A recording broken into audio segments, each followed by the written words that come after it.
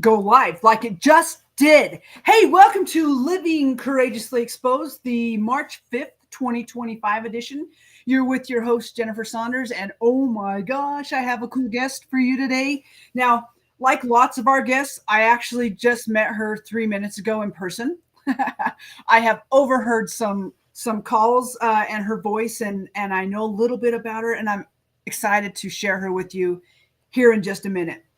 By our little housekeeping stuff today, I don't know that there is any other than if you haven't watched our episodes, you can find those on The Righteous Rebels YouTube channel. You can go to The Righteous Rebels Facebook group, join that group. We would love to have you be a part of the family.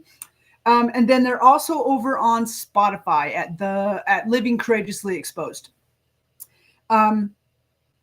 You can let's see. We'll talk about books later, and man, I think that's all the housekeeping. So if you're new to our program, this is a program of interviewing people and showing how to normalize humanity and our humanness by living courageously exposed. It's a program of sharing stories and real life adventures, and we let inspiration be the guide. There's no questions that are scripted. It's all from the heart. It's about opening the doors for you to do the same and to live authentically and courageously and to just get out there and live a life. So, okay, that felt a little clunky. I'm really trying to just figure that out because it's new. And so there you go. That's called being human. So we also love to start with just a little bit of breathing, just as a way to model for you and give you a quick tool to let go of everything that's already happened in the day, to let go of everything that you think is going to happen in the day, and to just be right here, right now, in the present moment, where you can let your head and your heart and your gut come into this beautiful coherence. We do this on purpose because it's funny now. And really be present with us inside of this conversation and lend to inspiration being the guide. So today I didn't think about breathing. Let's just do simple downward gaze or closed eyes. Let's do box breathing today, which it will be a breathing in through your nose for a 4 to 6 count, whatever feels good for you. Breathing it all the way through your chest, through your rib cage, all the way down into your tailbone, your sit bones, holding that breath for the same count, releasing through your mouth for the same count, and then holding the exhale for the same count. We'll do like 3 sets of that. Today is as we breathe in, if you would like to breathe in higher energy, maybe breathe in something that you're in creation of, or just breathing in good, yummy vibes, I'd invite you to do that. Feel what it feels like. Really feel what that feels like in your body. And as you release, let go of any like stressful or depressive or suppressive or lower vibe, lower energy that you got hanging on. Release that with your breath. And as you're holding it, really feel what that feels like. And then repeat the pattern. So I'll do it with you. Downward gaze or closed eyes. Taking that first breath in through your nose. Feeling it as deep as you can get it, and then holding that breath. Releasing through your mouth, getting as much air out as you can. Holding that exhale for the same count. And then repeat for 2 rounds on your own.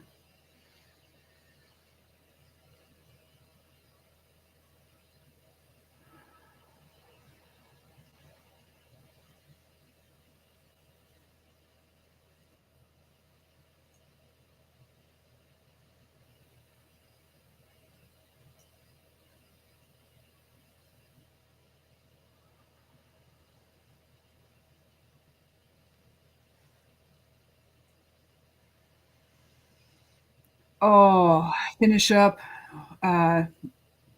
your own set right there. And while you're doing that, I'm going to head on over, make sure we're good on this channel.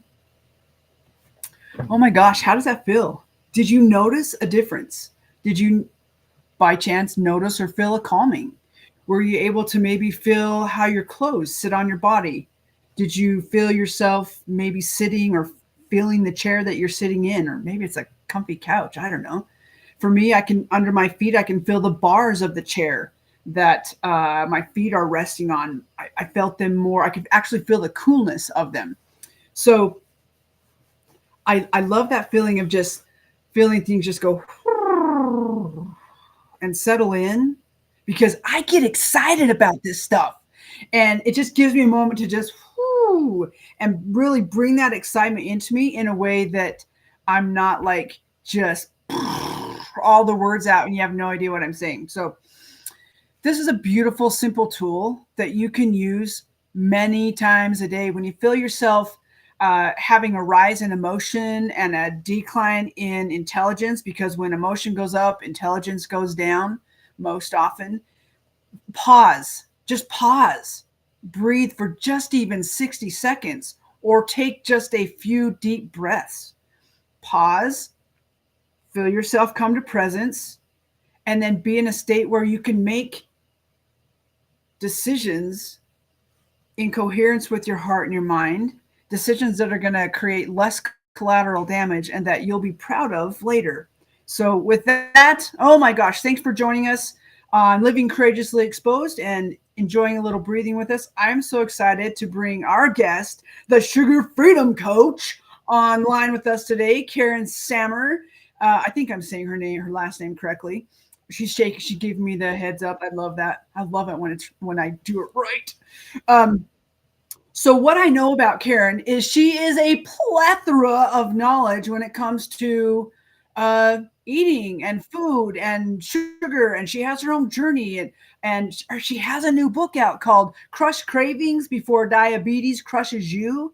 It's been kind of fun to watch this journey, and we'll give you a place that you can find all of that later. But for right now, let's bring on Karen. She's getting her own countdown, and here she is. Here Karen Sammer, the Sugar Freedom Coach. I love that, by the way. Thank you. Thank you. You're welcome. Yeah. How did that come about, the Sugar Freedom Coach? Well, I was playing around with a lot of different things to kind of summarize what I do. I mean, the biggest thing that I do is to help people break free of their addiction to sugar. And once you do that, the world is yours. I mean, you can do anything. It's really about gaining control of what goes into your mouth. And the only way that's going to happen is if you don't have the cravings that come along with the sugar addiction that many people, if not most people, have. And I would agree with you. And like, it's one of the most addictive, rough addictions that a person can have. I mean, more than heroin or cocaine, a lot of studies show. Yeah. So, oh my gosh, I'm excited to get into that. Is there anything by way of like getting to know you before I ask my first question? I know you have a bunch of, I call it alphabet soup after your name. I do.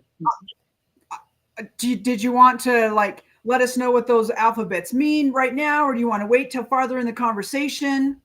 I'm happy to tell you now, and that way the curiosity will be satisfied. Wow. So I am a National Board Certified Health and Wellness Coach. So NBC-HWC has nothing to do with NBC television network. It's so many people have asked me that. So it's National Board Certified Health and Wellness Coach. And then there's a comma, and there's a CNC, which is Certified Nutritional Consultant. That just shows you that I went to school for way longer than I probably should have to make sure that I knew what I was doing. And right. Well, having some health coach certifications myself, I respect all the schooling that you've done. Thank you. I love it. And but even more than the schooling, just the life journey that we're about to find out about that also took you to that alphabet soup, and to have that schooling, and what's brought you to writing the book and having the courses and being where you're at now. So, oh my gosh, we'll make our way there. So the first question is, what was Karen like as a kid? It's kind of two parts. And what did you want to be when you grew up? What was I like as a kid? Well, if you talk to my siblings, I have several siblings. If you talk to them, they probably tell you I was bossy. I'm one of five, so I'm the oldest of five. Okay. Yeah. Okay. And Hello, oldest children. Whoop, whoop, whoop, whoop. High we're the fives. best, we are the best. Yeah. Heck yeah. And so I would imagine they would classify me as bossy. But I don't know, I was a it's hard to it's been a long time since I was a kid, right? A long time. Right. Which is part of what I teach. Like, be a kid every day. Like, get your kid on. And Yeah. I think that is part of what you do. Maybe you just don't recognize it. I do more now because I have a grandson who's 5 years old. And Oh, I love seeing the world from his eyes, through his eyes. But for yeah. me, it's been a long time. Seriously, I really, as a kid, I was a chatty kid, busybody, chatty. Oh, busybody. Yeah, I was in everybody's business.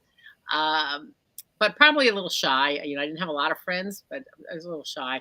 I'm a lot less so now. But it was, I love yeah, it. I was fairly introverted when I was a kid. Awesome. And so, what did you want to be when you grew up? I never in a million years would have thought I would have ended up here as a Right. health coach. I never in a million years. I But hear that so often. yeah, it's just you never know where the universe is going to lead you, right? But Right. so what did I want to be when I grew up? I don't.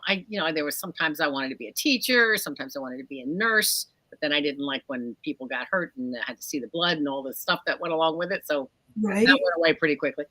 Um, then I ended up actually becoming an accountant, which it was because it was a safe way to make a living. And Sure. for Sure. 30 years I was I was a tax accountant, and I worked in a big company, but it just was never my passion. So really, as a kid, I'm not, helping people, teaching people, I think was really something that I wanted to do, but I wasn't sure how to go about it. And now that's really what I do now is I help people to kind of explore what's best for them. And yeah, Isn't that cool how we have an idea of like what we want to do and we think it's going to be in this way, and then we take these winding paths and somehow we end up doing kind of that thing, but in ways we just had no clue of, or the journey that would take us to that place. I love that. Again, I hear that really often as well. yeah. So what were your like junior high school years like for you? Awkward. They were very awkward and uncomfortable. There's a lot going on in my life. My mom died when I was a junior in high school. And Okay. and as the oldest of five, I had to take on a pretty prominent That's role in my family. yeah. Um, Yeah. so high school and junior high, um, they weren't really pleasant times. And quite honestly, I don't remember a lot of when I was a kid. I have to actually ask my siblings sometimes about things, or they'll remember events that I have no recollection of. So there's a lot of my childhood that I kind of Okay. pushed in the back. So that's I appreciate that. I think also that a lot of people can answer like that. There's a lot of things in my world too that I'm like, I just don't feel like I'm remembering very well what that period was like. I have an idea of why that is for me. So it brings me a curious question of like, why do you think or feel like you don't remember those chunks of time or what it was like back then? There was a lot of trauma in my life. Okay. Yeah, and Okay. so that I'm sure I've buried that, and there was a lot of unpleasantness, and yeah. So I think that's it's just things were happening that um, I'm probably safer not remembering. If Sure. that makes sense. Yeah, and so Sure. And so I'm gonna ask this question, and you can answer it or not.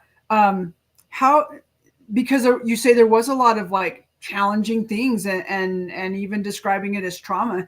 How if you remember, how do you feel like you moved through that as a kid or in that time period, or do you remember? Because we're going to have people listening to this stuff, which I believe leads to right into what you do now, the sugar addictions, the food addictions, the all of the addictions. Um, how do you felt like you managed through that, or did you have any kind of tools? Like what got you through that tough stuff?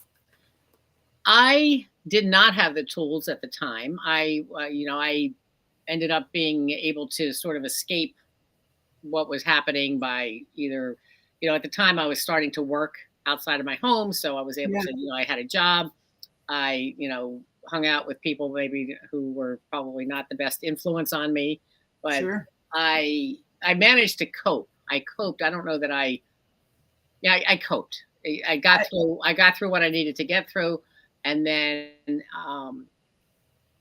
things just kind of, I don't even know. They kind of evolved, and the trauma sort of fell away. But there was a lot of leftover crap. Right. Yeah. Yeah. Okay, so talk to me a little bit about coping, because again, that's something that we all do, Yeah. and at various times in our lives, or for large portions of our lives. Like, what was the and before we get into that, I just want to say thank you for your vulnerability in this, um and being willing to talk about it, so that we kick the door open for other people who are like, oh, I just don't know.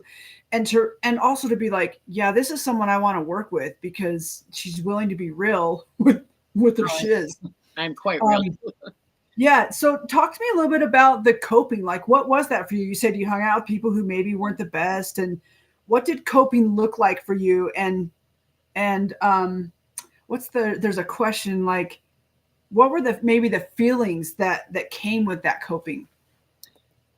Numbing. So numbing was Ooh, important, right? that's a That's good how one. I was able to numb myself. But I was making bad choices. I was a heavy smoker, cigarette smoker Okay. for many years. I quit smoking 40 years ago, but prior to that, I was a pretty heavy smoker as a Yeah. young person.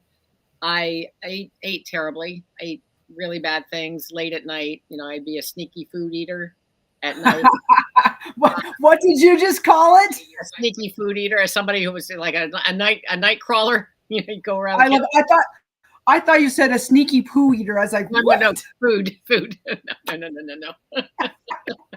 Okay, I think it's that a bad. sneaky food eater, right? Yes, So yeah, closeted in yeah, yeah. For sure, closeted in my choices of food, and I was drinking I was drinking. So when I was a kid, the drinking age was 18. So I was out of high school when I was allowed to Oh, drink. But at 18 years old, your brain is still developing, and I was not. I was making poor decisions and adding alcohol on top of that. So all of these things led to maybe less than a healthy body and a healthy mindset.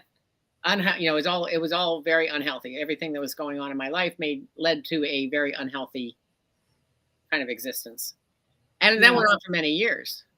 Did you recognize at that stage of life, and in that time period, that what you were doing was unhealthy, or was it just like what you did and it was just normal? Was it cool with the people you're hanging out with? Like, did you recognize it as unhealthy? Like, oh my gosh, I really got to change this, or just like, this is just what it is. This is just what I do. Yes, that's what I was. I did not recognize it as unhealthy because it was just really my way of making myself feel better. Because if I did not numb myself, I felt the stuff that went on in my life. I felt loneliness. I felt out of kind of out of step. I felt like, because at that point, after I got out of high school, I was kind of isolated. I actually got involved with a guy for 4 years. I was involved with a man who was older than me, and he was controlling, but not he was controlling. He wanted to isolate me from my family and from my friends. Oh, So for that's 4 years, rough. yeah, and for 4 years I was with this person. Then after that relationship went away, there was nobody left in my life. I mean, my family was there, but my friends were gone.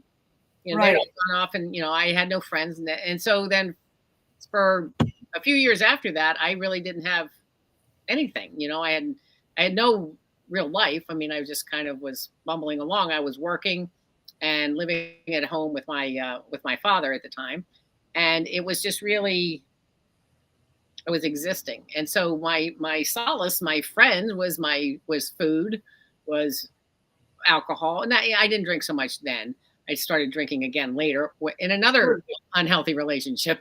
Right. Clearly, I didn't learn from the first one. I had to go into another one. And I love that statement though, because how many of us, and that's the thing, like we keep getting the lesson until we learn it, and we're going to get it with different people or in different places. Like until we figured out on the inside, we're going to keep getting it. So I appreciate you saying that. Absolutely. And that goes with everything, right? If you're not getting what life is trying to teach you, you're going to keep reliving that Groundhog Day thing where you're going to keep reliving that experience in different forms and with different people. And so next relationship was lousy, and that was just, and then when that broke up, I was actually quite a relief when that broke up. But I just feel like every time I left a relationship, there was this emptiness because they were making me whole, right? Because I felt like, I guess I wasn't feeling like a whole person. Making you whole, right? Exactly. Yeah. Yeah. Actually, and again, a-hole, A-H-O-L-E. But yeah. and how often many of us feel like our wholeness comes by having another person. Yeah. Yeah. And it doesn't. Newsflash, it does not. Your wholeness is yourself. Yeah. Your wholeness is right here. You are everything you need to be. But it's a hard lesson to learn, right? It's a difficult lesson to learn, and it takes a long time for you to figure it out sometimes. Yeah. You have therapy. I kind of dabbled in therapy from time to time, but okay. I never really delved into it too much.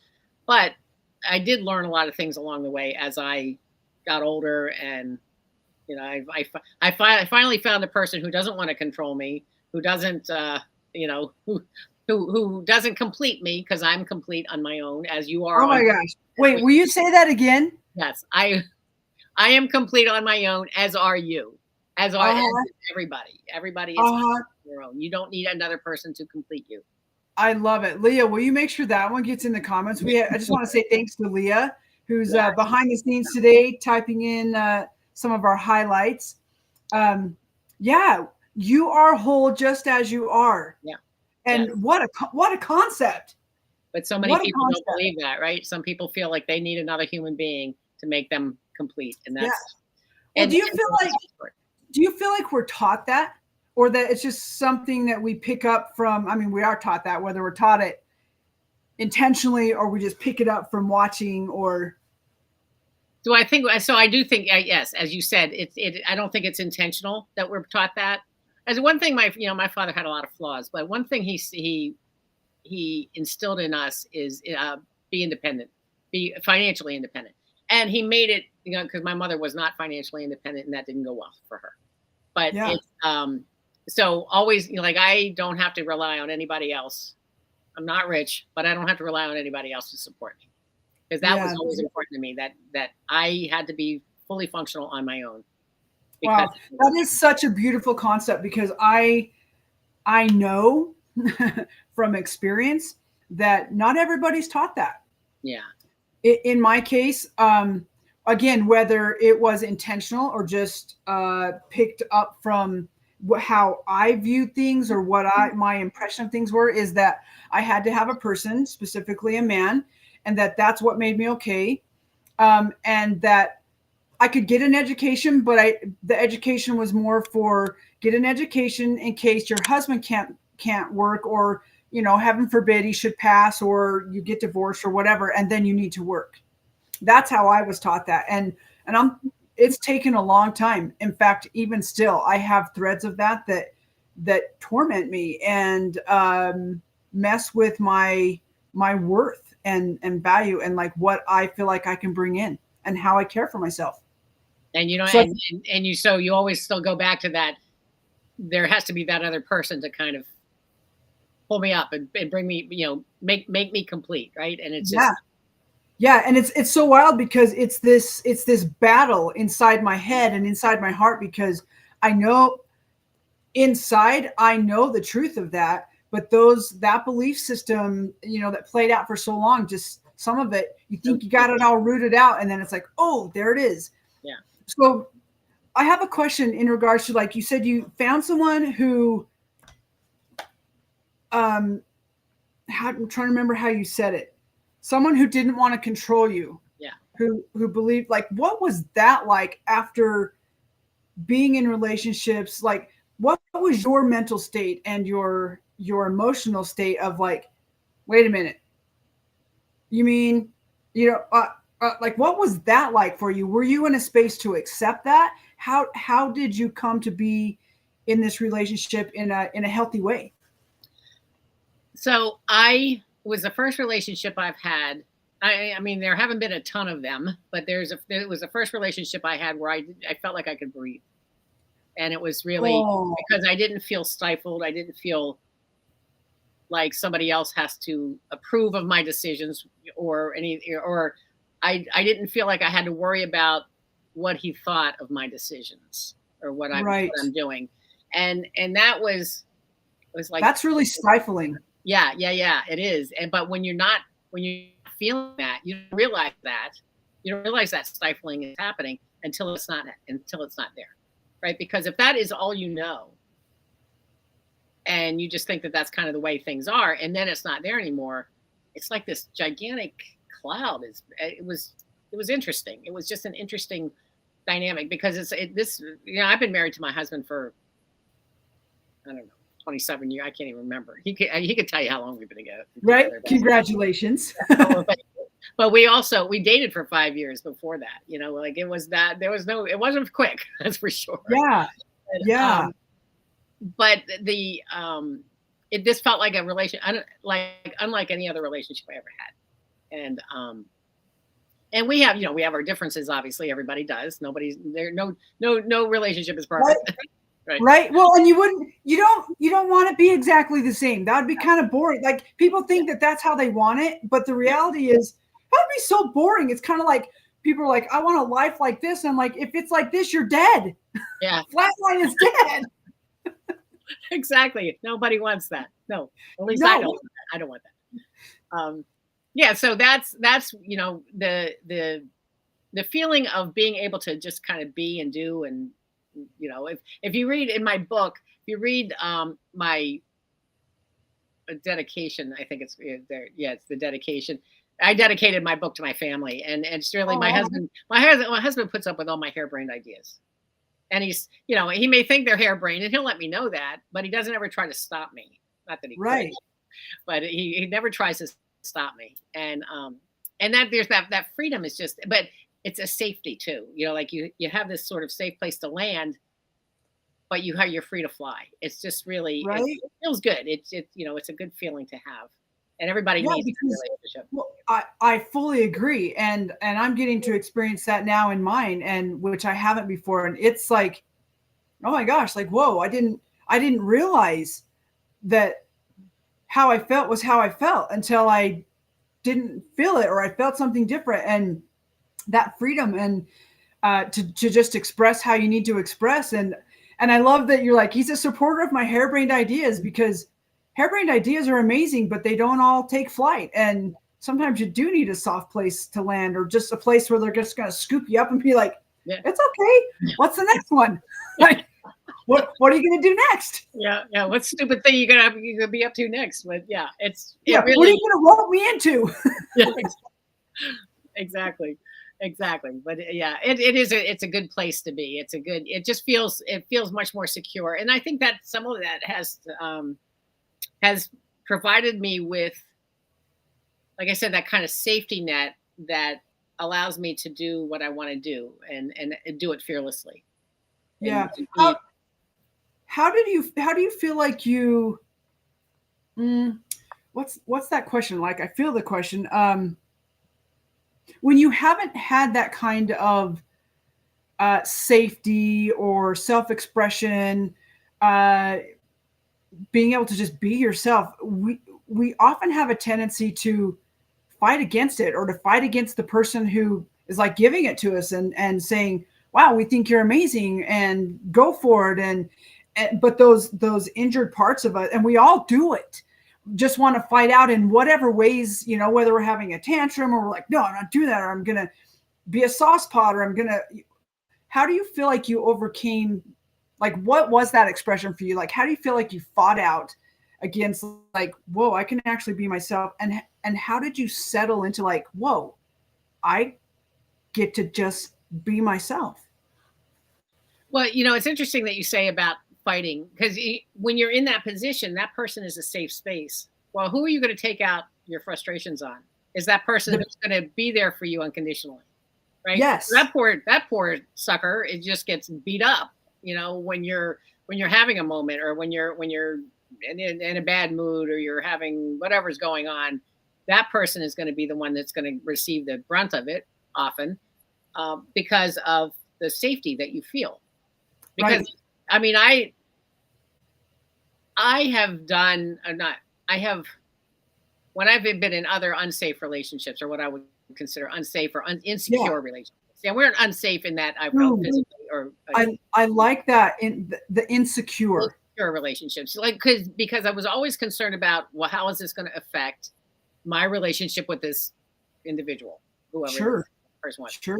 and so I was always walking on eggshells. I felt like, and they could have been self-imposed. That person Right. may not have even thought about any of that stuff. Right. But I don't have that. I don't feel like I'm walking on eggshells anymore. I can be myself. I can just be who I am, and the liberation of that is incredible. It's incredible. It's Nobody should settle for a relationship less than that. You're I, much better off being alone than you are being in a relationship where you don't feel like you can be totally you. And I so, agree. that fighting, or that pushing back, often happens with the person that you feel the most comfortable with. So I didn't do that kind of thing in those other relationships. So now my husband has to put up with all of my BS. Interesting. Well, and I, when you're on the other end of it too, it's like it's very like, so this is a shout out to all of us who get to be on the other end of it at some point or another. This is what I love about the relationships we're talking about, is it really is that give and take, and knowing that we're both going to be in those places at some point or another, or something's going to like touch a tender spot and we'll be like, Mhm. Yeah. But kudos to those who recognize, like, for myself, like what it punches in me and my own insecurities still, and how I respond or react. And kudos to your husband for helping create that, and probably having you look at his own shiz and be like, whoa, oh, We both have plenty to look at ourselves, right. And Yeah. and I think that's part of the thing to remember here, is like, we get in relationship with people who are going to teach us what we want to learn, but it's that unsafe versus safe relationship. And how do you feel inside your relationship? Are you both willing to work on it, on yourselves, hmm in order to have the healthy relationship? Yeah, and that's that takes a lot of courage, I think, too. When you Oh, start working on yourself, you have to dig up a lot of bones, and they're not always pretty. It's not always right. to look at. Yeah, but Yeah. but it is Some of important. those skeletons and monsters are like, ugh, Yeah, ugh. yeah, Yeah. I recently have been looking at some things, and I say to Leah, like, oh, I don't even want to say this stuff out loud, but I know the value of saying it to another person, yeah. someone who's safe, and your vault person. Brene Brown calls it your vault people. Um, Love Brene. just what? Yes, it's great. Yeah, It's good. I love her work. yeah. But just that, being able to speak it out loud. Mhm. And so, for those of you who are listening, this is us saying it's okay to speak your hurt out loud. Mhm. But remember to do it with a person who you actually feel safe with, and who's going to just listen and hold space, and maybe give perspective versus try and solve. Yeah. You made me think of something. Shame lives in the dark. Shame Oh, thrives in the dark, right? right? So you have these feelings of shame and not wanting to expose yourself to the world because of you're worried about judgment, or how you're going to be perceived. Yeah. But the more you let that fester in the dark, it just becomes this Oh, it's just awful, disgusting amoeba that just absorbs you, right? Right. When you let the light in, it makes it dissolve. It can Right. make I just saw it like shrivel, like exactly like the witch in the Wizard of Oz, right? You pour water on it and it goes away. yeah. And that's the thing. You shed light on it, as long as you're shedding light on it with somebody that you're safe with, that you feel comfortable and safe and loved by, or just comfortable and safe with, that you know that you don't even necessarily, it could be a therapist, somebody who's going to Yeah. hold space for you. And but then you let the light shine on it, and it's not as big as you thought it was, because you built it up to be this awful thing. Right. That right there. Like we Mhm. think it's going to be this, like, I see this big, like, pustule sore on us. And when we cut it open, it's just going to be this like gross. And you know what? It can be, but I love that you just said it's most often not as big or grotesque as we've made it to be Yeah. as it inside of ourselves, just festering. And yeah, exactly. I love that piece. There is so much value in knowing how to speak and normalize. This is what I say. Let's normalize being human and the whole spectrum of human emotions, and that we get to feel them all, because that's part of being alive. Yeah. We don't, yeah, there's a lot of things out there that tell us they can make us better or they can help us be happier and all. And the reality is just feel, just let yourself feel, and then speak those feelings. Like, you'll be amazed. You'll be amazed Mm-hmm. at where that. Absolutely. And it's, even if it's not received, I feel like even if it's not received favorably or positively on the other side, just the act of verbalizing, or just letting the air in, letting it out, let it be hit with the air, it can dissolve a lot of the negativity that's around it, right? And it can give you a sense of power. It can empower you. Oh, I just feel like you're getting to use your voice. yes, You're getting to own how you feel, even if it's like those, just like, I don't love feeling this way, but this is how I'm feeling. And you speak. You're right. There's so much power in that. Yeah. I love it. The last couple of days, I don't know about you. I was feeling things. I know Leah was feeling things. We had another friend call us who was like, wow, I've just had a day. There's been so much. I just think energetically, there's a lot of stuff going on, and we're all feeling a lot of shiz. Mm-hmm. I mean, we're in a period of change where we're having to let go, or being forced to let go. Yeah. And I remember saying things yesterday to Leah, like, I don't like how I'm feeling, and I'm wanting to judge it. And I'm doing my best to just sit with it and feel it out and speak it so that it has room to move, instead of that festering. And just noticing, like, the feeling stuck with me most of the day, but it lessened. It lessened when I could actually just move it through speaking and acknowledgement and making it normal, as part of the human emotional spectrum. And you know what? And today's a new day. I woke up, those feelings are gone. They just needed to move through, I guess. And I don't know about you.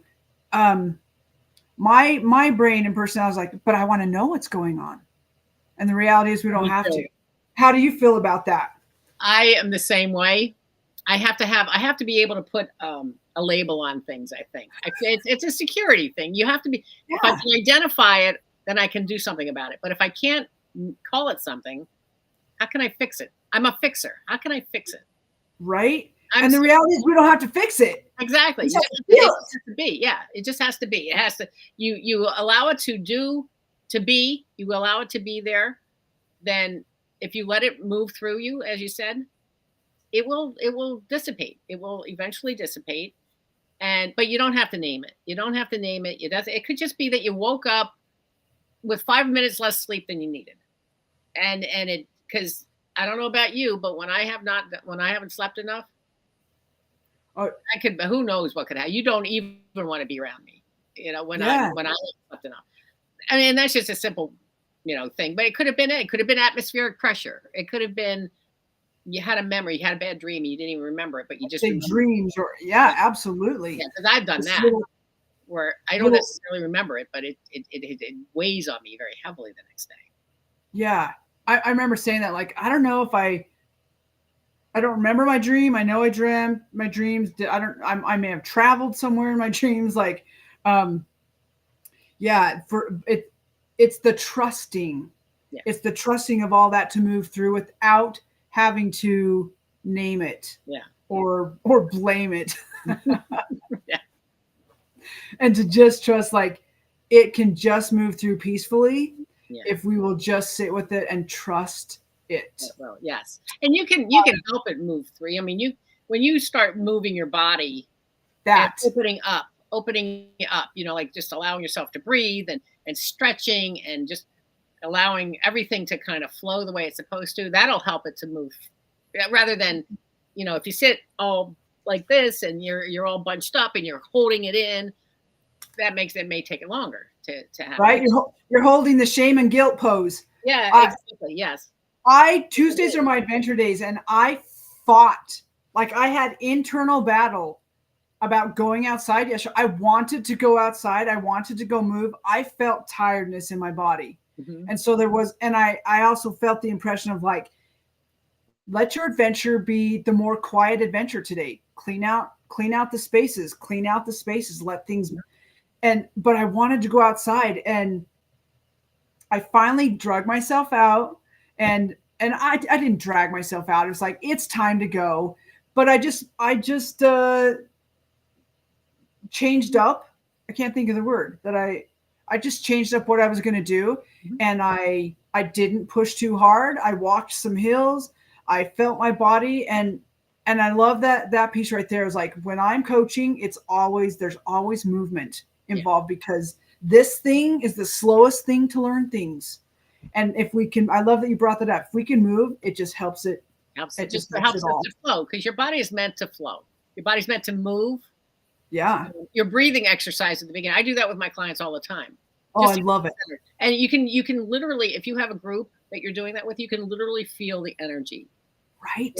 Because they come in all electrified, like they're all like this. You bring them down a couple of notches just to ground them. And it's amazing the difference. It's just amazing. But so same cool. with your body, like moving your body and allowing that energy to just flow through you and out of you. And out. Yes. Yeah. And I think that you're pushing yourself to go out yesterday was the best thing you could have done. Because you could have sat with it in the house, but I agree. It might have. And there was part of me that wanted to. Yeah. And you should, and good that you did. And you moved and good that you kind of didn't sit in, maybe you sat for a little while, until it was time to get up and move and go outside. But that really is what you need. The fresh air, and communing with nature, grounding yourself outside. I mean, that's it's beautiful. I'm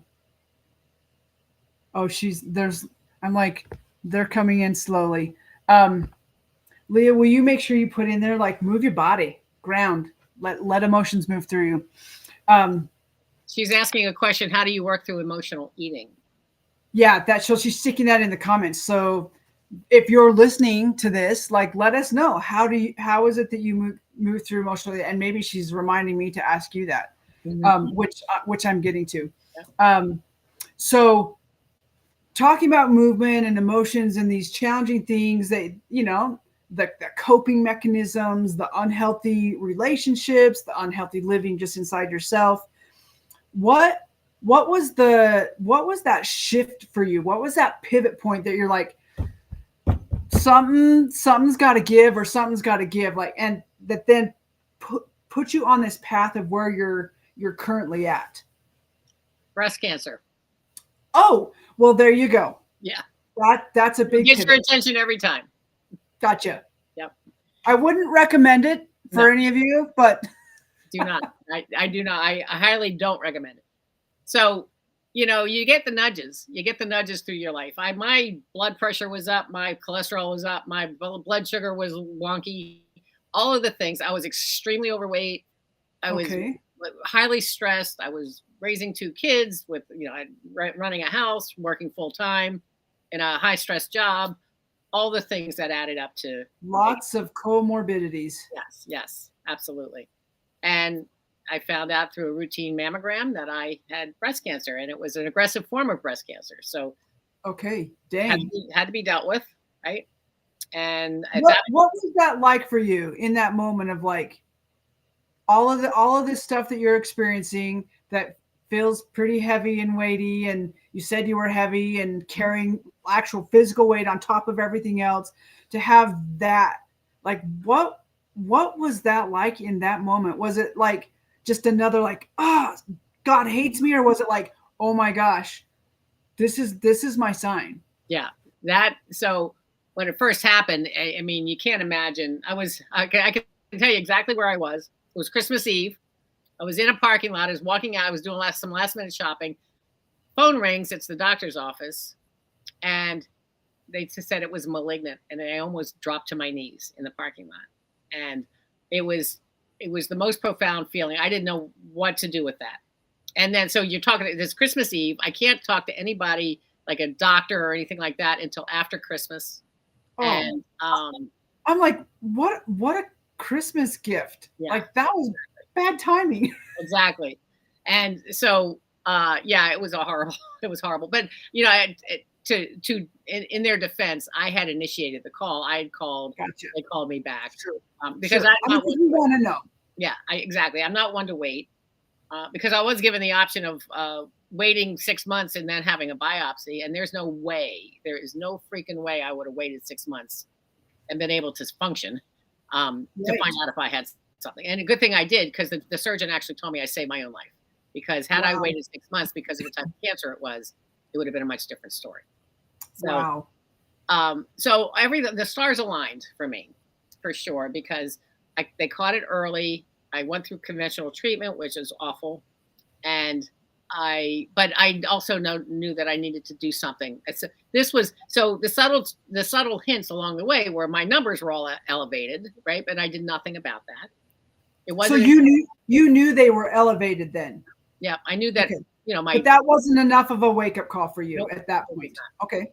And so I was always going to deal with it some other time. I was going to start my diet tomorrow. Always start my diet tomorrow. I'll wait till Monday. Yeah, wait, Monday. Monday's always a good day. So, but then this hits, the breast cancer hits, and then I realized I need to do something drastic now. I need to, because this ship has sailed. I've already got the cancer, but I got to do something so that I'm here to continue raising my kids. My kids were teenagers, and so I needed to finish the job. And that's when I decided to really take my health into my own hands. Did some research, found out that sugar feeds cancer. Amen. Yes, it does. Yes. Oh my gosh. It's like, it's a banquet for cancer cells. It feeds so many things, but definitely. But for sure, cancer, that was focused on cancer. And yes, it feeds inflammation, which is the basis of almost every disease in your body. It feeds, right. It sugar feeds all of the things that you don't want. Causes arthritis. They put it in so many things to keep us sick. Don't get me started. I know. I know. Yeah. I'm going to say we could have a whole nother conversation about this, and maybe we probably will at some point. Yeah. But for those of you who want to know more, because we're not going to go in huge depth in this, we're going to talk about it. Like, go read Karen's book. We'll let you know where to get it. If you want some coaching, like, we'll let you know how to find Karen. Okay, keep going. So, so I decided to take my health into my own hands. I did go through conventional treatment, so I don't, I did do what I had to do. But I lost 135 pounds. And wow. So I eliminated processed sugar from my diet. And I'll tell you, just by doing that, that was such a game changer for me. Because first of all, I was not one, I had plenty of time to reflect when I was sick. I was sick for 6 months. I was, so I had plenty of time to reflect. At no point did I ever say, why me? I knew damn well why me. Right. I knew damn well why me. It was, the way I lived, the way I ate, the way I slept or didn't sleep, just the things that I was consuming, whether it was, stress. Will you say that again? Because I think it's so important for people to hear, like, that our choices actually help facilitate some of this. And it's not just this, random. Right. It's not just a random thing.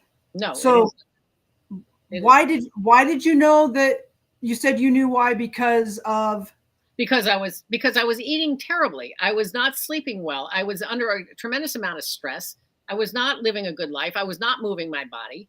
I was none which of the oxygenates the body. Absolutely. Absolutely. I was consuming processed food, quick energy stuff, drinking a lot of coffee, eating sweets. Like somebody have a candy dish on their desk. How many times would I go past that desk every day and take a piece of candy? Right. All that stuff. I knew exactly what happened. I was very complicit in my disease. And wow. so for me, if I could influence that disease, I could also influence my health. Right. So that's an empowering. Amen. Yeah. Yes. I have the control. I have somewhat, I live in an area where there's a lot of cancer, like I live in New Jersey and there's a lot of chemicals around here. And, but there are certain things that I can't control. Right. What I can control is what I put between my teeth. Well, and this is the piece I think, I don't know if you talk about this with your clients. It's always mind boggling to me. We are always renewing. Yeah. We are always becoming new. And it's a matter of, are we helping our bodies renew, or are we doing the stuff that's going to destroy and break down what's trying to renew? Like we can be a new person every 7 years, I think, right? 7 years. Yeah. Like different parts of us regenerate and renew. And every 7 years we get to be a new person if we choose to. Yeah. Yeah. And you know what? I partake of my sweets. Like I allow myself to have that stuff, but I try to do my best to be mindful of what I'm taking. And sometimes I suck at it. Let's be real. Well, you're a human being. Right? Yeah. Oh, yes. What? You are a flawed human being, as everybody else is. Right? But yeah, I like to say perfectly flawed. Yeah. We all are perfectly flawed. Yeah, it's such a beautiful experience when we can finally start to look at it that way. Yeah. Yeah. And how boring would it be if we were all really good at what we do all the time? Oh, right? Crazy. But no one would want to hang around us. No, exactly. No, because there are so many things about your life that you can control, and about what you do and how you manage your body, how you take care of yourself. There's so right here. Yes, exactly. Yes. And so to me, rather than I can't do anything about this, or oh, why me? That is so disempowering. That's so victimizing. That's so. Amen. And I'm not a victim. I don't want to be a victim. I'm a victor over my disease, over that disease. It's not my disease. It's that disease. So I'm a victor. I love that you just said that. Will you repeat that? That was not my disease. It was the disease. Yeah. I don't own it. I don't. How? Because I think people say that they take ownership of what's happening to them or inside of their bodies instead of saying there's this thing going on. Yep. Yeah. Because then again, it victimizes you. I think it just, if you allow that to be part of you, who you are, what defines you. Now it's defined. What it has done is it has influenced my path. Yeah, because absolutely. Had I not done that, had that not happened, I may actually not even be here still, right? Because I was on a path of self-destruction. Yeah. Well, I like that you're here and that you found that pivot and the desire and will to be like, it's not that you're better than this, but I can make better choices. I can make healthier choices for my life and put myself in a different direction. Like, what is it that I want from this life? Mm-hmm. I can go back to that one, which looks like is going to put me in the ground, or I can go here, which I don't even really know where that one's going to take me, but I choose this. Yeah, exactly. You know what the other one's going to do, right? This one, at least you have a shot. You have a shot at the life. Right. Yeah. And I'll tell you, it's amazing to me because even at that time, when I was changing my own self, my own life and my own choices and what have you, it never in a million years would have occurred to me to do what I do now. I was still going to do, taxes. I was still going to be, running a, section of the tax department, and adding to the stress and of the dis-ease. Exactly. And probably inviting more in. Right. And so I did continue working in that job for 10 more years, but fortunately they were very kind and they put me in a position that was much less stressful and didn't have Awesome. staff. I didn't have to deal with staff anymore, which was really a good thing. And so it really, everything sort of lined up for me to do what I currently do. And then, Okay, and that right there, I love that point that you just made, kind of inadvertently, of like, I started taking the steps. Like, this thing was presented to me. I had a choice. I started taking the steps, and then things started aligning.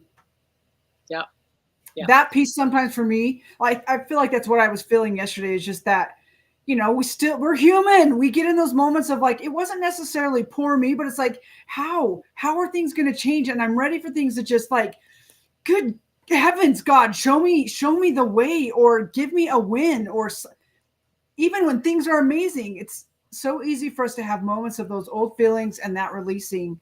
yeah, But then to remember, like, taking the steps, things will fall into place. yeah, exactly. The trusting of that. You have to allow that to happen, and you have to be open to it. You have to be open to That. seeing that, like what, like that. I could have said that, breast cancer just completely knocked me off the rails, right? And it didn't. It actually set me on the right path. I It's, love it. it put me It's where so beautiful. oh yeah, I mean, it was a lifesaver for me, quite honestly. Weird as that sounds. Right. Well, and I hear other people who speak similar sentiments when they're able to get their heart and their mind Mhm. in coherence and in line with each other, and be like, well, I needed a wake up call. And some of us, like, need bigger ones than others. And that you're like, this is it. Like, I Yeah, know what's over there, but I yeah. kind of want to know what's over here. And so what was it like for you to start making some of those changes? Because that can be very challenging when we're been on a path for so long. Even though we know, it can be challenging. So what was that like for you, and how did you, just like, kind of like the quick journey of like what that is to where you're at today? I know that's a longer story, but Well, I can kind of Reader's Digest it for you. I, uh, I had to be here to raise my kids. That was the impetus for me. Was I was my life was being challenged. My life was being threatened. I wasn't going to give in to that. I had to be here yes. to raise my kids. And so, what do I have to do to fix that? To make that happen is I have to make sure that I'm healthy. And so it made it a little easier for me because I had this life threatening thing in my face versus somebody who's just kind of feeling like, I got to lose some weight, I'm maybe not looking at my bathing suit. Yeah. Yeah. Like, where it's not so threatening. It's not so dire. And, so that's what really, the fact that I had to be here for my kids. And then, like I said, the first thing I did was I removed sugar from my diet, that processed Right. sugar. And once I did that, the whole thing it just was easy. It was so easy for me. And I don't Well, mean to minimize it, because there are so many people that are so addicted to sugar that it's very difficult for them to even abs- perceive. absolutely. I Yeah. mean, again, they've done studies, and it shows that it's more challenging to Yeah. remove yourself from than cocaine or heroin. And Well, you don't need cocaine and heroin to live. You need food to live. So it's so absolutely. much more difficult. And if you're eating anything that somebody else has prepared in a factory, you know damn well it's going to have sugar in it, Yeah. because they got to Yeah. make it addictive, or they wouldn't stay in business. So how was it for you? Because when we remove sugar like that from our diet, um, I tell my clients, like, they're like, how can I do that? I don't like fruits and vegetables, and I don't like things that are supposed to taste good because they don't taste good. But this trusting that your taste buds change and they actually come back to their, like, natural state of wanting Hmm. the more nutritious, actually life-giving foods. Absolutely, yeah. When you get rid of that junk out of your system, and it takes a few days for it to go away, probably longer than a few days, depending on how toxic you are. Yeah. Um, but once you do that, the food's natural flavor comes through. Right now, our taste buds are numb. Right? They've been dulled down because of all this chemical crap and these enhanced things. kind kind of like a lot of our beings, we're Yes. numbed. Yes, absolutely. Yeah, well, we walk around like zombies a lot, and it's easy to control people that are like that. And Yeah. so, but once you once you eliminate that type of food from your body, and I would food, once you Right. eliminate those substances from your diet, from your body, and you eat, I ate very very simply. I would, I didn't make anything fancy because I was still working full time, cooking Yes. cooking meals for my family. So for me, I was eating. That's part of it is people think it's hard. It doesn't. No, no. It doesn't. It's only hard if you make it hard. If you allow it to be hard. It's very simple. You don't. I would broil a piece of fish, have a salad and a veggie, and the salad would have a homemade dressing on it, which it takes you a nanosecond to make. Right. You don't have to buy And bottles. they're so flavorful. Exactly, exactly. And you could add, and there's so much, and then once you eliminate all that stuff from your system, then you start to feel, you taste the sweetness in the veggies and the fruits, and you probably will like them if you allow if you allow your body to adjust and start eating that stuff again. And like you said, you start to crave the nourishing food because now your body is absorbing the nutrients, where you weren't before because you're getting all that, you were gunking up your system with all those chemicals and flavor enhancers and God only knows what else. But Right. I mean, And why are we having to enhance flavor? It's because it's not there in the first place in the processed foods. Yeah, exactly. And they're putting stuff in that your body doesn't even recognize as food. So what does it do? It stores it in your adipose tissue, right? So it makes you heavy, and it makes it very difficult to lose the weight. I'm saying for those who don't know what adipose is, it's fat cells. Yeah, it's your fat cells, and around your belly, the visceral fat, that's the fat that's around your organs that squishes your organs and keeps them from functioning properly, and makes it difficult to breathe, and makes it difficult to swallow and digest and all of this stuff. That's the most dangerous fat in your body. And that's where it all gets stored. All those chemicals get stored in there. And so once you start to release all of that, get it out of your system, everything changes. It just, your energy goes up and your sleep gets better and you're able to move your body in the world and you're able to function in the world and your clarity of thought is amazing. It's just all of those things. It's just, I'm a little.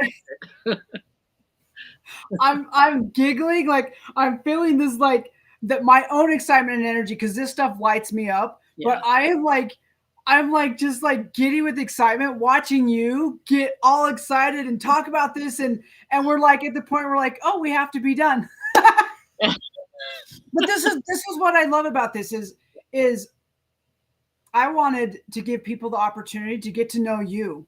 And why you do what you do, and that you actually have heart and soul in it. It's not just something that you chose to do. And there's a lot of people who in what they do who have heart and soul, and you know the difference. And I wanted you to feel the difference in what Karen's doing. And you just got a really big taste of it right there, that she's had to make these changes in her own world and in her own lived experience, and she has her own knowingness of them. She has her own intelligence of them. It's not just book smarts. This is actual lived experience, and there's really nothing more precious than that. And you are the kind of coach that I would want to hire. And so I'm gonna say this, like, can we do this again and actually let you come on and talk about the stuff inside your book, the stuff inside your courses, without giving it all away, and have a deeper conversation about this, and then let people really feel that excitement from you as well, because that was awesome. Thank you. I mean, I could, you put me on a stage, you'd have to pull the hook, get the hook out to pull me off of it, because I could talk about this stuff all day long. This stuff is so I love it. I totally intend to put you on a stage, just FYI. I'm happy to do it. Totally. So in the comments, Leah has just put in the crush cravings before diabetes crushes you, how to balance your blood sugar, lose weight, and avoid diabetes medication. Here. I second that. There's a link in there where you can go and purchase Karen's book. Leah, will you also put in, Karen, you have a website, right? I do. Yeah. We will know what to put in. You guys just watch the comments. What is your website called? It's called Your Power, Your Health. Ooh, I like it. Yeah, that's I the like name it. of my business.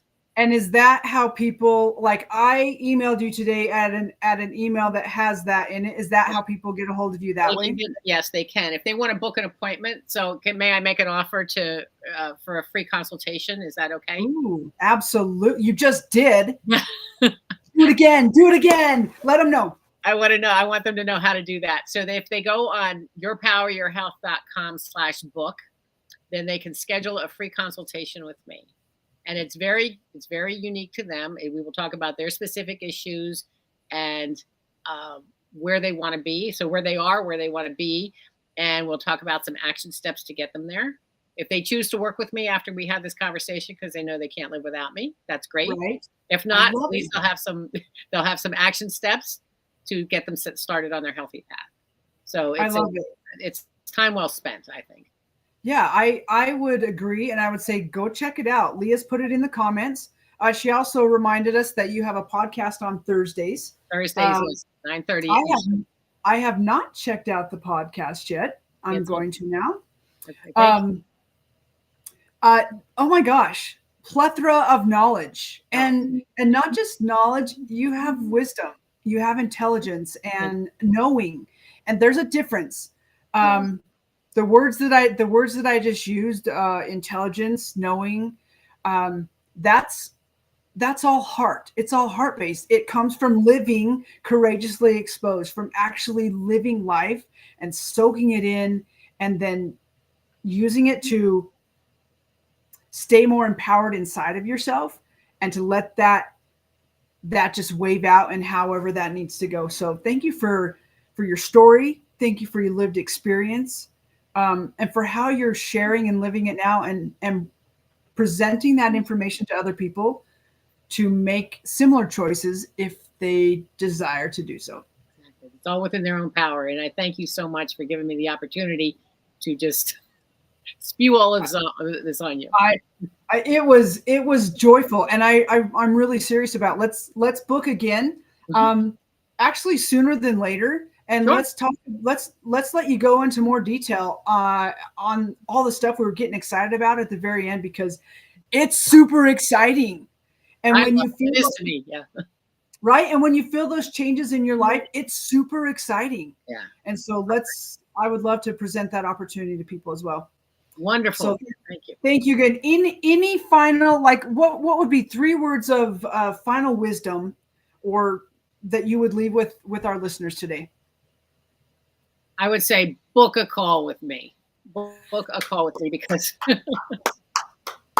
you are the first person. I love it. Shameless plug. Book a call with me. That's right. That's right. There you go. I'm all about it. All about it. All right. And what would your next 2 be? My next. So if you were going to do 3 pieces of wisdom, the first one, book a call with you. Stay hydrated. Get plenty of sleep. Eat your vegetables. I mean, that's. Ooh, I love it. Yeah, I love it. Sleep is one of the most underrated commodities in this world. I full 1000% agree with that. Yeah. Leah and I have this discussion all the time, like around naps and rest. I love a nap. Yes. Yes. Oh my gosh, this has been so delightful. So thank you again for joining us. Thank you who have been watching and listening today, whether you're on our YouTube channel or my personal page. We appreciate you. We love you. We would love to hear from you. I know Leah's put a couple of questions in the comment section. We'd love to hear your answers, and we'll respond back. And if you like what you see today, please like and comment, help us grow our channel, help us continue to bring on amazing guests and their experiences and their knowledge. And if you yourself want to be a guest and you have some amazing experience that we're unaware of, where you live courageously exposed, that's kind of what it feels like sometimes, courageously exposed, hit us up, reach out, let us know, and we would love to have a conversation with you. Remember to keep being amazing, keep checking in with yourself, allowing yourself to be human, and remember, be bold, be courageous, be a rebel, We'll see you soon.